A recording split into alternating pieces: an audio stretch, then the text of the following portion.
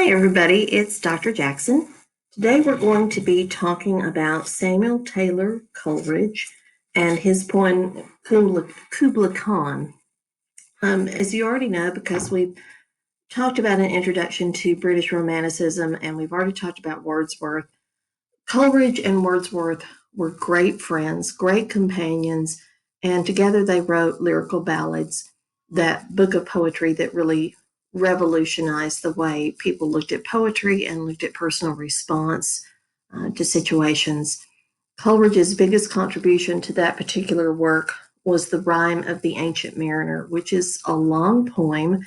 If you take another English class, you may run into that poem because it is so important. It's essentially about a mariner who's on a trip with his co-workers, other sailors, and an albatross, a large bird, lands on the ship, and they see that as a sign of goodwill, a good omen. And then, for some unknown reason, the mariner shoots and kills the albatross, and things start to really go bad for him. Everybody on the ship dies. And as punishment for this sin, that the mariner has to wear that albatross on a rope around his neck. So you may hear people say that's really your albatross, and that's what they're referring to is that poem. Eventually, the mariner gets rid of the albatross, which is good because it's a dead bird, and after a while, it probably starts to smell bad, and that's not very convenient. But it's a very strong image. It's part of our cultural fabric for somebody to say that really is your albatross. Another thing that you may run across that Coleridge is famous for saying is that if somebody wrote poetry that was good, it should create a willing suspension of disbelief. Willing suspension of disbelief. I'll bet you money that you hear somebody say that. You may have already heard them say that. And what that means for us is that we can watch something like Divergent and believe that that situation could really happen. Or we can watch a fantasy movie. We can watch Harry Potter or one of the Lord of the Rings movies and buy into it because we can see that as something that really happens because we suspend our disbelief. We don't worry about that couldn't really happen. And we watch it more as something to enjoy and just to get wrapped up in it. And Coleridge thought that that was, part of the role of poetry was to create a willing suspension of disbelief so that you weren't worried that it wasn't realistic. You just were caught up in the moment of it. And that is a good thing. Sometimes we need to be taken out of ourselves. I'm sure that you've noticed, as we all have been at home more than ever during the pandemic, that we need to be taken out of ourselves sometimes. Now, the other thing that we need to talk about with Coleridge before we actually look at this poem today is the fact that he was a drug addict. He was addicted to this drug, laudanum. Laudanum is opium dissolved in alcohol. Now, during his lifetime, there wasn't such a thing as Tylenol or Aleve or Motrin or Advil or anything like that. There was nothing over the counter that you could take for pain. Laudanum is what was available. It was legal. People took it. You probably would take it too if you had pain that you couldn't get over and you didn't have anything else that you could take. You would take laudanum. And you would just go into a chemist shop, the equivalent of a CVS, and say, I need a tincture of laudanum, and they would sell it to you. Well, you may or may not be aware, we have a huge opioid crisis in the United States. So can you imagine that Coleridge took this in large quantities and took it for a long, long time? He had various health problems throughout his life, and he started taking this just to kind of relieve some of the pain that he had from different aches and pains. And before long, because it is so highly addictive, he was totally hooked on it. And, drugs ruin people's lives. It made it hard on his marriage. It made his relationship with Wordsworth suffer.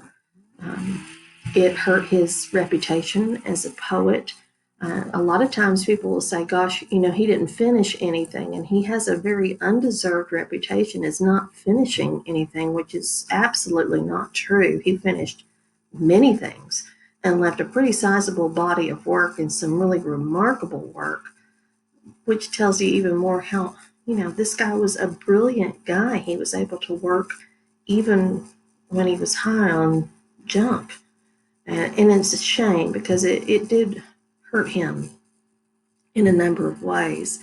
Because he took laudanum, he developed another problem, and that was that he was constantly stuffy. His nose was stuffy, and so he would pinch snuff. Well, snuff is just ground up tobacco, and so you would sniff it. Your parents, or you may know somebody who does that. It's not that dissimilar from dipping skull, which people, we know people here in Texas do that a lot. You can see the ring from that skull um, package on the back of their Wrangler jeans. I've certainly seen it living in Texas all my life. But that sniffing, that dipping the snuff made him have a really puffy appearance, and he constantly had a runny nose.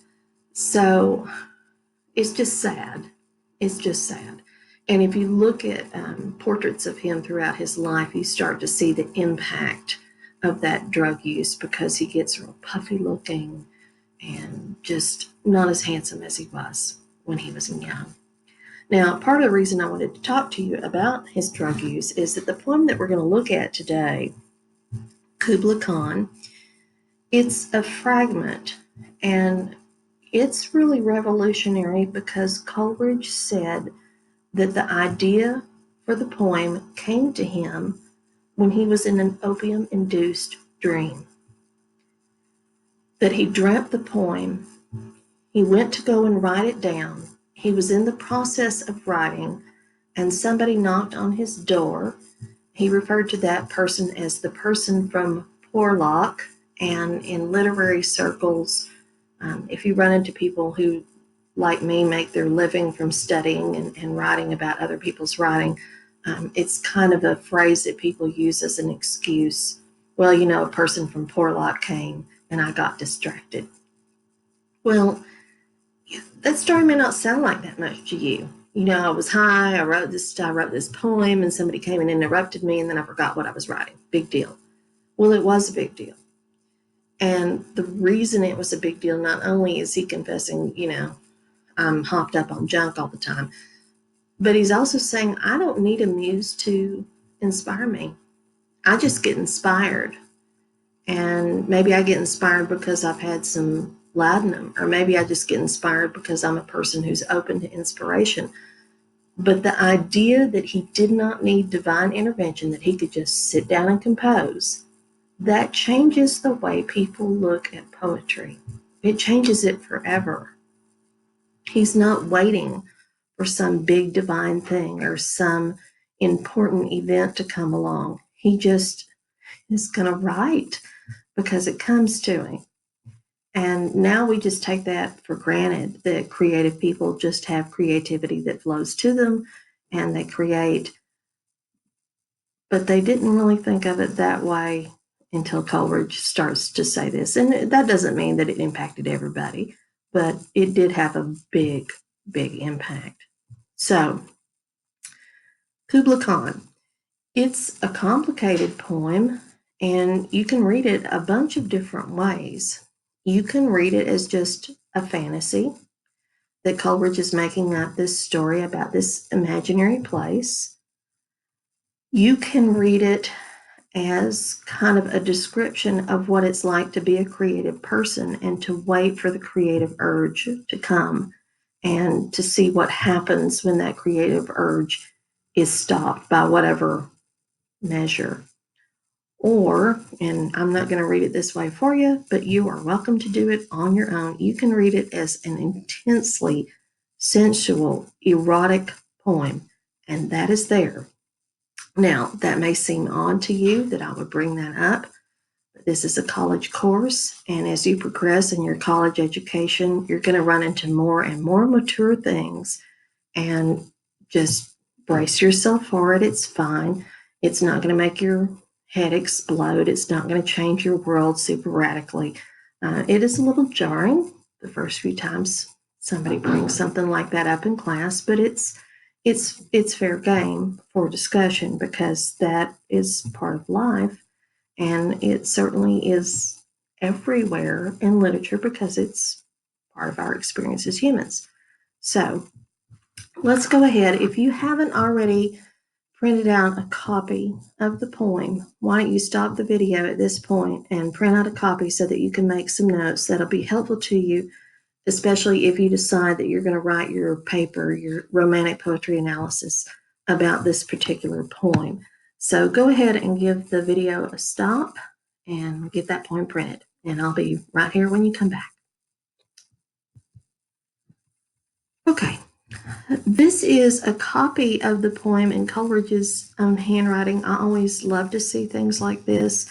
If you ever get to go to the British Library in London, they have all sorts of manuscripts like this. You can see the writer's real handwriting, which is sometimes very illuminating. I just note that there are not very many things that he crossed out. And that's pretty amazing because when I write, I cross things out all the time. Trust me, I make a mess when I write, but this is pretty clean copy. Coleridge may have been reading this book before he composed the poem. It's about somebody's world travels. He may have been reading it. We're not super 100% sure. Sometimes he would say he had, and sometimes he would just, this just came to me. So who knows? He's also writing about a fantasy world about Xanadu. And we're going to get to that in just a minute. It's not really a real place.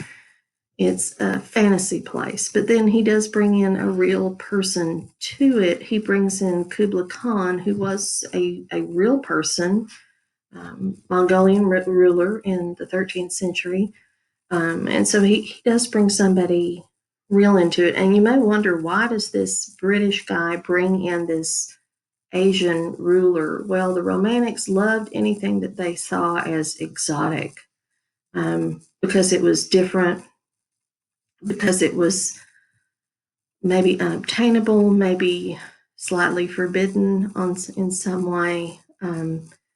Because it was different, you can look at it with a fresh set of eyes. It's not familiar to you, so it can change the way that you view things and the way that you understand them, because you're going to have to examine it a little bit differently. And that may be why they liked things that were exotic, but that's certainly a common feature of romantic poetry, to have some type of exotic element in it. It's not unusual at all. Okay, and then he's going to bring up an Abyssinian maid in this poem too.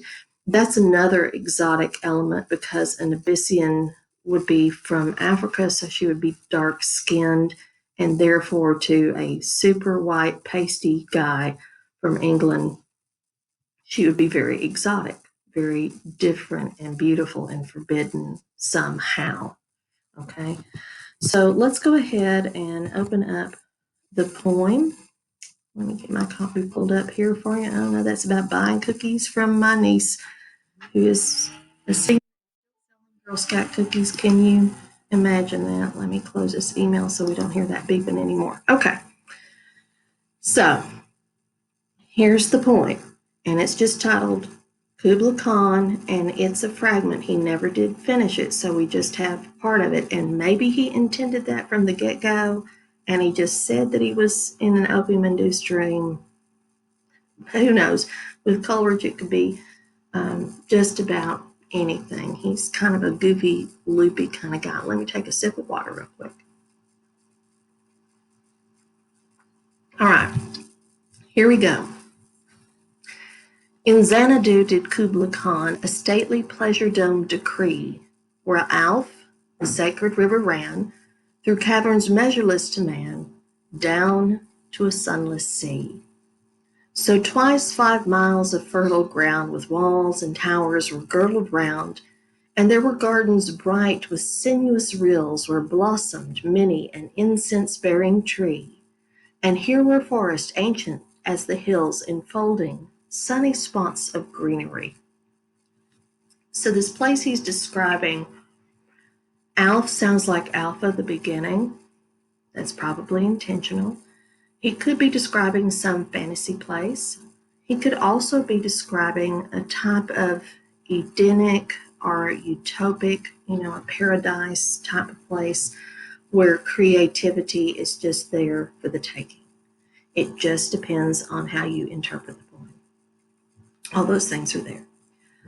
All right. But oh, that deep romantic chasm which slanted down the green hill athwart a cedarn cover, a savage place, as holy and enchanted as ere beneath a waning moon was haunted by woman wailing for her demon lover. Well, if you're sitting there waiting for inspiration to strike, it can be like some woman pining for her lover to call to her. Okay? It can be painful, mystical. You don't understand what it takes to make things start moving. And from this chasm, a chasm is, a deep hole in something. And from this chasm with ceaseless turmoil seething, as if this earth in fast, thick pants were breathing. Fast, thick pants like, you know, you know, you know. I'm not going to keep on with that for you. You guys watch Game of Thrones, for Pete's sake. As if this earth in fast, thick pants were breathing, a mighty fountain momently was forced. All right, that fountain can be the fountain of inspiration, and it forces up almost like a geyser that would, like Old Faithful in Yellowstone Park, that, it bursts up and shoots out all this water, all this inspiration, and then it stops. That could be kind of the analogy that he's making. A mighty fountain momently was forced, amid whose swift, half-intermitted burst huge fragments vaulted like rebounding hail or chaffy grain beneath the thresher's flail. He's making an analogy when people would thresh wheat, not now because they have machines to do it, but they would thrash it with hand tools and try to separate the part that you don't need from the grain part, and so stuff would just fly in the air. It would just be all over the place, just like inspiration is. It's all over the place. It's messy. You can't control it. You don't know how long it's going to last. You don't know what's going to make it stop. So he's using that same kind of analogy, and the analogy of harvesting works with the idea of trying to chain or grasp or take control of that inspiration and arrive with some type of product. Okay, so he's using some analogies that work really beautifully. Our chaffy grain beneath the thresher's flail, and mid these dancing rocks at once and ever, it flung up momently the sacred river, 5 miles meandering with a mazy motion, through wood and dale the sacred river ran, then reached the caverns, measureless to man, and sank in tumult to a lifeless ocean. Well, if it sinks in tumult to a lifeless ocean, that inspiration has sprung up, and now it's falling down, and it's going to float away from us in a way that we can't control. And mid this tumult, Kubla heard from far ancestral voices prophesying war. Well, war to a creative person would be writer's block or lack of inspiration or inability to create. That could be war. Okay. You could also read it as a fantasy where there is a real war being declared. That's another possibility. The shadow of the dome of pleasure floated midway on the waves, where was heard the mingled measure from the fountain and the caves. It was a miracle of rare device, a sunny pleasure dome with caves of ice. Now, that's an oxymoron to have that a sunny pleasure dome that's icy. We know those things can't exist together. But if you are a creative person and inspiration is cold for you, and then it springs up and it's sunny and it's warm, And I've had it for a few moments, and now I can still see it, but I can't get to it. And that seems to be kind of what Coleridge is pointing to, possibly. Now he's going to shift gears a little bit, and this is what I was saying about Abyssinian maid, a damsel with a dulcimer. Okay, let's look back at that picture that I had for you. Okay, this is a damsel. This is a dulcimer right here. It's another stringed instrument, so it's another, kind of lyric thing. And the Romanians sort of liked these things because it's more spontaneous. You have to pluck those strings to make any noise from them. They also liked Aeolian harps, which were kind of like the equivalent of a wind chime, except it was a stringed instrument. They like any instrument that would spontaneously make music, but they're particularly attracted to stringed instruments. Okay, so she's a damsel with a dulcimer. A damsel with a dulcimer. In a vision once I saw, it was an Abyssinian maid. Okay, she's dark, exotic, unobtainable, different. And on her dulcimer she played, singing of Mount Abora. Could I revive within me her symphony and song, to such a deep delight 'twould win me, that with music loud and long I would build that dome in air, that sunny dome, those caves of ice. He's saying I could be inspired by that if I could get to it. If I could get to it. Could I revive? This could I. It's almost functioning in language, we call that subjunctive, something that indicates possibility. If I could do it, I would do it. He's not sure that he can. That sunny dome, those caves of ice, there's that oxymoron again. And all who heard should see them there, and all should cry, beware, beware, his flashing eyes, his floating hair. Now, we take that image of kind of a mad scientist, creative person. We tend to think of creative people as being different from other people, that they're more eccentric somehow, that being odd is part of their being creative. And Coleridge is part of the reason why we think that, and this poem is a part of why we think that. It's become part of our cultural fabric. We just take it for granted. So even people who've not read this poem are still being impacted by it in ways that they don't even realize. So his flashing eyes, his floating hair, weave a circle round him thrice, 3 times. 3's always important in poetry and in literature, because we have a tendency to believe that things come in 3's. Think about that. 3's always an important number. If you run into it, pay attention to it, because it means something special. Okay? We think of 3 wishes, 3 strikes, you're out. 3 times the charm, people die in 3's. We're obsessed with 3. We always have been. Weave a circle round him thrice, and close your eyes with holy dread, for he on honeydew hath fed, and drunk the milk of paradise.